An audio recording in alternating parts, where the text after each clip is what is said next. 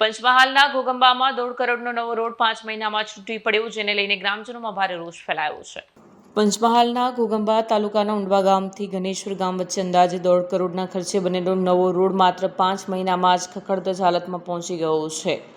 ચોમાસું શરૂ થાય તે પહેલા જ રોડ તૂટી જતા કામગીરીની ગુણવત્તા પર ગંભીર સવાલ ઊભા થયા છે.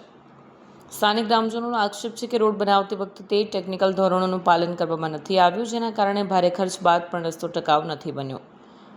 હવે સમગ્ર કામગીરીની નિષ્પક્ષ ઉચ્ચસ્તરીય તપાસ અને જવાબદાર લોકો સામે કડક કાર્યવાહી કરવાની માંગ ઉઠી રહી છે. વિડીયો જર્નાલિસ્ટ નરેન્દ્ર પરમાર સાથે સત્યા ટીવી ન્યૂઝ, પંચમહાલ.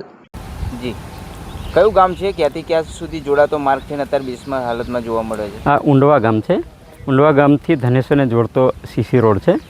લગભગ બન્યાને 4 મહિના જેવા થયા અને બિલકુલ બિસ્માર હાલતમાં થઈ ગયો છે.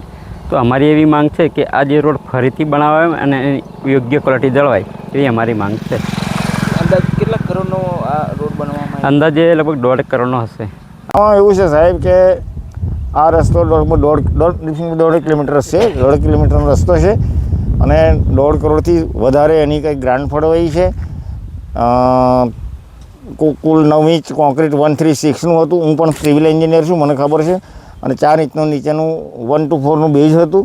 એ બધું છોડો ને, આપણે એની જોડે માથાકોટ નથી, પણ અમને રિઝલ્ટ જોઈએ. આ રસ્તો એકદમ તૂટી ગયો 4 મહિનામાં, તો પછી હવે એ કેટલા દિવસ ટકશે ને કેટલા મહિના ટકશે ને કેટલા વર્ષ ટકશે કોઈ ખબર નથી. એટલે અમે વિનંતી કરીએ છીએ કે સરકારશ્રીએ આ નાણાં ફાળવ્યા છે, ગ્રાન્ટ ફાળવી, સરકારનો અમે આભાર માનીએ છીએ, ભાજપ સરકારનો આભાર માનીએ છીએ.